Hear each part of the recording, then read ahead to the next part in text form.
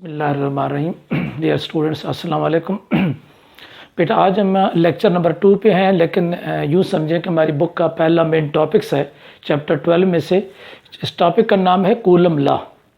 Charles coulomb एक scientist, उसी के नाम से मंसूब इस लॉ को हम क्या कहते हैं, कूलम लॉ।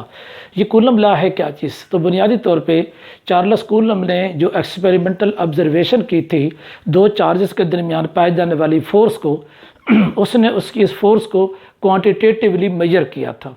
तो जब उसने क्वांटिटेटिवली मेजर किया तो उसके लिए एक फार्मूला ड्राइव कर दिया, उसको हम क्या नाम देते हैं, कूलम लॉ कहेंगे। यानी बेसिकली मैथमेटिकल ऑब्जर्वेशन को क्वांटिटी की बुनियाद के ऊपर मेजर किया और इसको हम क्वांटिटेटिव नेचुरल फार्मूला कहते हैं और इसका नाम रखा गया कूलम लॉ। सबसे पहले हम आते हैं इसकी स्टेटमेंट के ऊपर। बेटा ये दो चार्ज हैं, एक है Q1 के नाम से, दूसरा Q2 के नाम से। ये मे बी पॉजिटिव हैं, मे बी नेगेटिव हैं, मे बी दोनों नेगेटिव हैं, दोनों पॉजिटिव हैं। इनके दरमियान फासला R है। अब अगर हम इनके दरमियान फोर्स की कीमत को मेजर करें तो कूलम के मुताबिक वो फोर्स कुछ यूँ है, द फोर्स ऑफ अट्रैक्शन और repulsion between two static point charges. यानी इन दो स्टैटिक पॉइंट चार्जेस के दरमियान फोर्स ऑफ अट्रैक्शन या फोर्स ऑफ रिपल्शन दोनों, ठीक, इज़ डायरेक्टली प्रोपोर्शनल टू, यानी वो बरह रास्त हैं, to the product of the charges, यानी इन चार्जेस के प्रोडक्ट के directly proportional, and inversely proportionals to square of the distance between them, और दोनों चार्जेस के फासले के क्या है, इन्वर्स है। अब ज़रा इस पे दो चार पॉइंट्स हम डिस्कस करेंगे। पहले तो ये बात है कि ये जो फोर्स है ये बाय नेचर टू टाइप होती है। वो पूछेगा कि कूलम फोर्स कितनी नेचर की होगी, तो हम जवाब देंगे इसकी दो नेचर हैं, यानी it may be attractive, it में भी क्या होगा, रिपल्सिव। जैसे कि कोई पूछे कि ग्रेविटेशनल, तो वो सिर्फ बेटा अट्रैक्टिव होती है, वो रिपल्सिव नहीं होती, वो सिंगल नेचर की मालिक होती है। और ये किसकी नेचर होती है, डबल नेचर की। ओके हो गया। आगे पढ़ते हैं।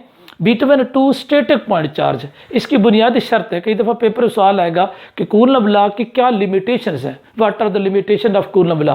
तो कूलम लॉ की लिमिटेशन ये है कि ये सिर्फ उन चार्जेस पे अप्लाई होता है जो स्टैटिक यानी स्टेशनरी होते हैं, रेस्ट में होते हैं, जो मूव करते हैं उस पर अप्लाई नहीं होगा। नंबर 2 ये है पॉइंट चार्ज के लिए, यानी किसी बिग चार्ज के ऊपर इसको अप्लाई नहीं करेंगे। इसका मतलब coulomb law is not valid for big charge, is not valid for moving charge, it is only applicable for rest charges and क्या है, point charges। आगे चलते हैं।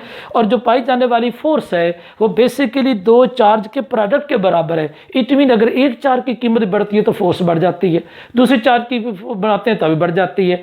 And the inversely proportional to the square of distance, और उनके दरमियान फासले के स्क्वायर के इन्वर्स है। इस सिंबल को हम इन्वर्स स्क्वायर लॉ कहते हैं। तो Coulomb law inverse square law को क्या करता है, ओबे करता है। ओके जी। अब आगे चलते हैं। F directly proportion Q1 Q2, inversely proportion this. जब दोनों को कंबाइन करेंगे डायरेक्टली प्रोपोर्शन Q1 Q2 और R स्क्वायर, डायरेक्टली प्रोपोर्शन को रिमूव करेंगे तो कांस्टेंट प्रोपोर्शनलिटी K आ जाएगा। इसे हम इलेक्ट्रोस्टैटिक कांस्टेंट भी कहते हैं, which is the name as K। और ये जो K है इसकी जो कीमत है, ये वैल्यूज़ है, वो वेरी करती रहती है, एक जैसी कीमत नहीं होती। इसकी वैल्यूज़ जो है मुख्तलिफ चीज़ों पे डिपेंड कर, इसका जिक्र हम थोड़ा सा आगे जाके करेंगे। आगे यह देखेंगे F is equal to K Q1 Q2 over R square, where K की क्या वैल्यूज़ है। तो जिसमें जिक्र कर रहा था कि K को अगर हम डिस्क्राइब करें तो 1/4 पाई एप्सिलॉन नॉट के बराबर होता है, जो कि डिजिट के लिहाज से इसकी कीमत होती है 9 × 10⁻⁹ न्यूटन मीटर स्क्वायर ओवर क्या है, कूलम स्क्वायर। याद रखना ये वैल्यूज़ बेटा SI सिस्टम में है। अगर हम इसको CGS सिस्टम में स्टडी करें तो इस K की कीमत 1 आती है। K की कीमत क्या होगी, 1। आगे देखते हैं कि ये जो K है इसकी वैल्यू क्या सिर्फ सिस्टम ऑफ यूनिट पे डिपेंड करती है, तो नहीं, K की वैल्यू दो चीज़ों पे बेटा डिपेंड करती है। नंबर 1 कौन सी चीज़ है, सिस्टम ऑफ यूनिट, जिसका मैंने ऊपर जिक्र किया। अगर हम यूनिट का सिस्टम बदलेंगे, मसलन SI सिस्टम है उससे CGS में चलेंगे, CGS से FPS फुट पाउंड में चले जाएंगे। जैसे जैसे सिस्टम बदलते जाएंगे यूनिट चेंज होती जाएंगी, ज़ाहिर इसकी कीमत भी क्या होती जाएगी, चेंज होती जाएगी। Number 2 it will depends upon the medium between the two charges. ये जो दो चार्ज हैं इनके दरमियान ये जो खाली जगह पड़ी है, इसमें अगर कोई हम मीडियम खड़ा कर देते हैं, इसकी कीमत उसके साथ भी डिपेंड करती है। इस वक्त हम इसमें टर्म पढ़ रहे हैं एप्सिलॉन नॉट। ये एप्सिलॉन नॉट क्या है, ये बेसिकली परमिटिविटी है इन दो चार्जेस के दरमियान जो मीडियम की है। और यहाँ इस वक्त कौन सा मीडियम कंसीडर किया जा रहा है, फ्री स्पेस, जिसको हम क्या पढ़ते हैं, वैक्यूम कहेंगे। फिर आगे चलते हैं। मैंने लिखा K इज इलेक्ट्रोस्टैटिक कांस्टेंट, जिसकी वैल्यू से normally 1/4 pi epsilon naught, where epsilon naught is permittivity for क्या है, फ्री स्पेस। मैंने मेंशन भी कर दिया परमिटिविटी फॉर फ्री स्पेस, या फ्री स्पेस का मतलब बेटा क्या होगा, वैक्यूम। यानी अगर दो चार्जेस के दरमियान वैक्यूम पाया जाए तो उसके दरमियान जो परमिटिविटी होगी उसकी कीमत क्या होगी, 8.85 10⁻12 कूलम स्क्वायर पर न्यूटन मीटर स्क्वायर। अब अगर सवाल यहाँ ये होगा कि ये परमिटिविटी क्या है, तो सादा लफ्ज़ में कुछ यूँ समझ लें कि एक चार्ज मैं यहाँ रखूँ, एक चार्ज मैं यहाँ रखूँ, जब ये चार्ज अपनी फोर्स इस चार्ज पे लगाएगा तो ये फोर्स ऐसे मूव करके जाएगी, घुस के जाएगी, किस में से, दरमियान के मीडियम के अंदर से। तो मीडियम के अंदर फोर्स का जो घुसने की सलाहियत है, पेनिट्रेट करने का अमल है, उसको परमिटिविटी कहते हैं। नफूज करना उर्दू में नफूज पजीरी जिसको कहते हैं। तो नफूज करना या पेनिट्रेट करने की जो सलाहियत है, हम उसे किससे रिप्रेजेंट करते हैं, परमिटिविटी से। और यहाँ परमिटिविटी जो एप्सिलॉन नॉट वाली है ये किसको शो करती है, फ्री स्पेस को।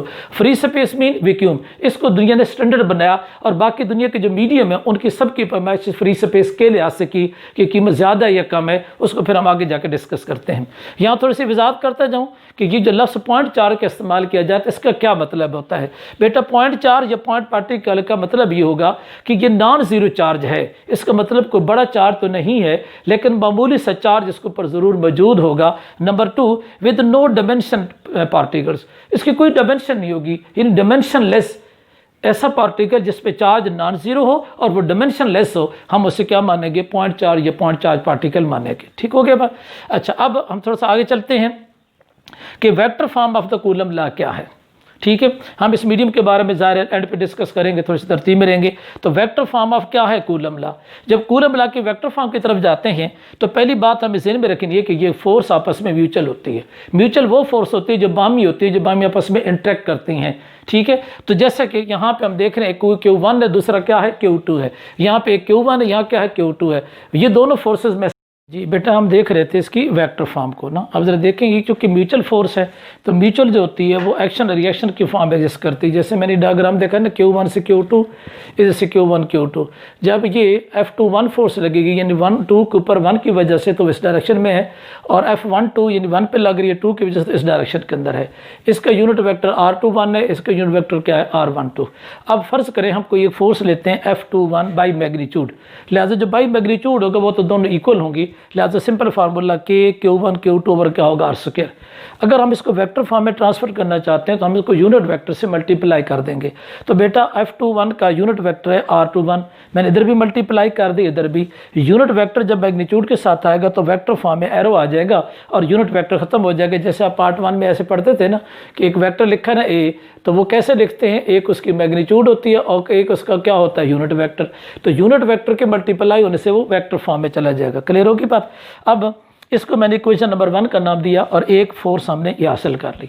सिमिलरली बाई मैग्नीट्यूड जो F2 जैसे F21 थी, F12 फोर्स होगी वो तो सेम ही रहेगी, मगर यूनिट वेक्टर इसका मुख्तलिफ होगा। F12 इधर भी क्या होगा, F12। अब ये यूनिट वेक्टर के साथ अटैच करें तो ये एरो लग जाएगा और यूनिट ये हमारे पास इक्वेशन नंबर क्या होगी, 2। अब ये दोनों फोर्सेस में मैग्नीट्यूड सेम है मगर यूनिट वेक्टर दोनों मुख्तलिफ हैं। और दोनों यूनिट वेक्टर में फ़र्क क्या है, यूनिट वेक्टर तो ज़ाहिर है बाई मैग्नीट्यूड तो दोनों यूनिट हैं, एक ही होगा। फ़र्क इस चीज़ होगा कि एक की डायरेक्शन ये है, दूसरी की डायरेक्शन क्या ये डायरेक्शन में अपोजिट है। तो आपने एक नेगेटिव वेक्टर की टर्म पढ़ी थी चैप्टर नंबर 2 पार्ट 1 के अंदर कि दो वेक्टर जिनकी मैग्नीट्यूड बराबर हो और डायरेक्शन अपोजिट हो तो हम उन्हें नेगेटिव वेक्टर कहते हैं। इट मीन R21 और R12 एक दूसरे के नेगेटिव होंगे, एक प्लस होगा तो दूसरा क्या होगा, माइनस।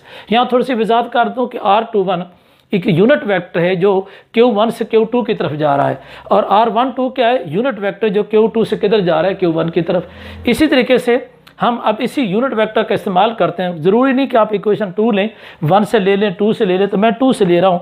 तो ये लिखा है R12 यूनिट वेक्टर, तो मैं इसमें लिखता हूँ F12 Q1 Q2 व दिस।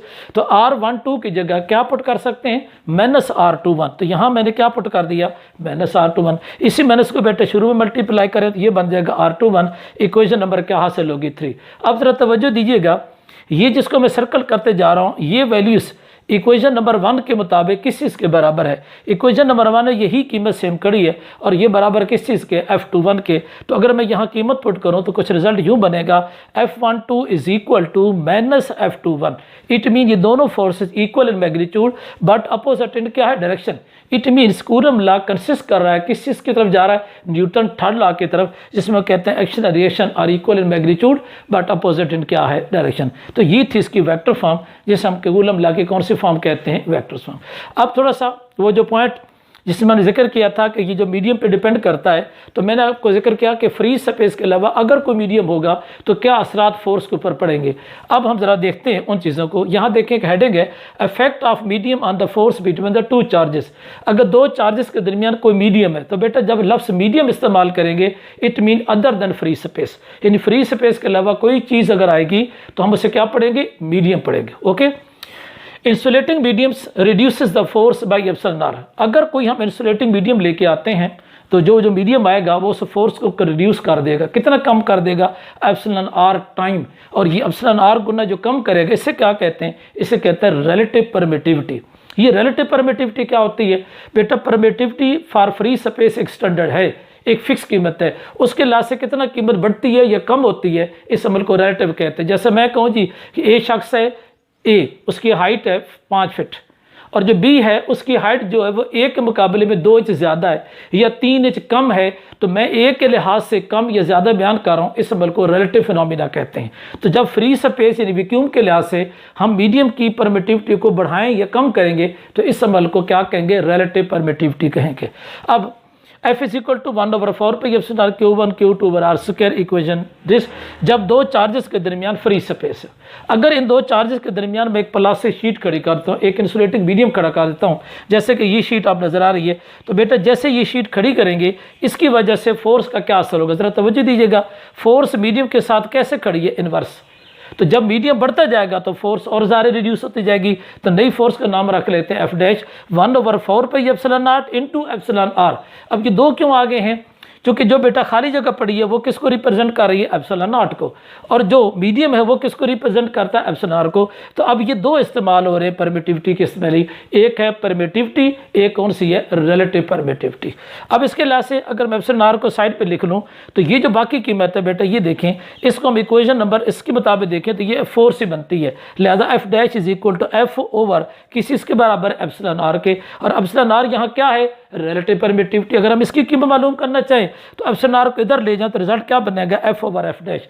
अगर कोई पूछे एप्सिलॉन आर को कैसे डिफाइन करेंगे तो it is the ratio between the forces without mediums to the with mediums, यानी अगर दो चार के दरमियान फोर्स बगैर मीडियम के है तो उसे क्या पढ़ेंगे, एफ, और अगर मीडियम के साथ है तो उसे क्या पढ़ेंगे, एफ डैश। इन दो फोर्सेस के दरमियान पाए जाने वाली रेशो को हम लोग क्या कहते हैं, एप्सिलॉन आर। और याद रखेंगे, आप जानते हैं कि चूंकि मीडियम रखने से फोर्स क्या हो जाती है, कम, तो जब एफ डैश कम होता जाएगा तो एप्सिलॉन आर की कीमत में क्या होता जाएगा, इजाफा होता जाएगा। इसका क्या मतलब होगा कि अगर हम वैक्यूम को वैक्यूम से रेशो निकालें तो 1 आंसर आएगा, अगर वैक्यूम को मीडियम से निकालेंगे तो 1 से आंसर क्या आएगा, कम होता जाएगा। तो जो एप्सिलॉन आर की कीमत है वो क्या होती जाएगी, वो या तो इक्वल टू 1 होगी या फिर क्या होगी, ग्रेटर देन 1। क्योंकि एफ डैश कम होता जाएगा, एप्सिलॉन आर की कीमत में क्या होता जाएगा, इजाफा होगा। अगर आप अपनी बुक जो है उसका टेबल साइड में दिया गया वहां देखेंगे, ऊपर जो कीमत दी गई होगी वो रिलेटिव परमिटिविटी फॉर वैक्यूम दिया होगा, आगे 1 लिखा होगा। इसका मतलब वैक्यूम डिवाइड बाय वैक्यूम, तो आंसर ज़ाहिर है क्या आएगा, 1। अब अगर आगे जाएंगे तो फिर जैसे एफ ओवर एफ डैश है, यानी ऊपर क्या होगा, वैक्यूम, बटे के अंदर क्या होगा, आप लोगों के पास कोई प्लास्टिक, कोई डाइइलेक्ट्रिक, कोई और मीडियम, तो उससे जो कीमत निकली उसका नाम क्या होगा, एप्सिलॉन आर। जैसे एयर है तो वहाँ 1.0 और समथिंग कीमत आपको दी होंगी बेटा, वो ज़रूर आप देखेंगे। एप्सिलॉन आर की कीमत या इक्वल टू 1 होती है या ग्रेटर देन 1। इक्वल टू 1 सिर्फ उस वक्त होती है जब वैक्यूम यूज़ करते हैं, बाकी सारे मीडियम के लिए हमेशा ग्रेटर देन क्या होती है, 1। मेटल के लिए इसकी कीमत इन्फिनिट हो जाती है, क्योंकि मेटल बेटा इंसुलेटिंग मीडियम नहीं है। जब वो दो चार्ज के दरमियान आएगा तो वो फोर्स को रिड्यूस करने में कंडक्ट कर जाएगा। जब चार्ज कंडक्ट कर जाता है तो बेसिकली वो फिनोमेना एक्ट नहीं करता। आप जरा समझेंगे कि मैं अगर बटे के अंदर एप्सिलॉन आर की कीमत इन्फिनिट पुट कर दूं इस फार्मूले में, तो जब मैं यहाँ इन्फिनिट पुट करूंगा तो F dash is equal to 1 over infinite, यानी समथिंग और इन्फिनिट क्या हो जाएगा, 0। इट मीन दो चार के दरमियान फोर्स क्या हो जाएगी, 0। क्यों 0 हो जाएगी, क्योंकि प्लेट के रखने से वो कंडक्ट कर रहा है, जब वो कंडक्ट करेगा तो स्टैटिक अमल खत्म हो जाएगा और उसके दरमियान फोर्स का अमल भी मौजूद नहीं रहेगा। यही वजह है कि इन फोर्सेस को शील्ड करने के लिए, रोकने के लिए हम इंसुलेटिंग मीडियम का इस्तेमाल करते हैं, किसी ऐसे मटीरियल का इस्तेमाल नहीं करेंगे जो कंडक्टिंग मीडियम के तौर पर कहलाता है। तो ये था आज का हमारा लेक्चर, जिसमें हमने किस चीज़ को स्टडी किया, कूलम लॉ को। कल फिर इंशाल्लाह कूलम लॉ के कुछ आगे एप्लीकेशंस हैं उनको देखेंगे। इंशाल्लाह मिलते हैं कल। अल्लाह हाफिज़।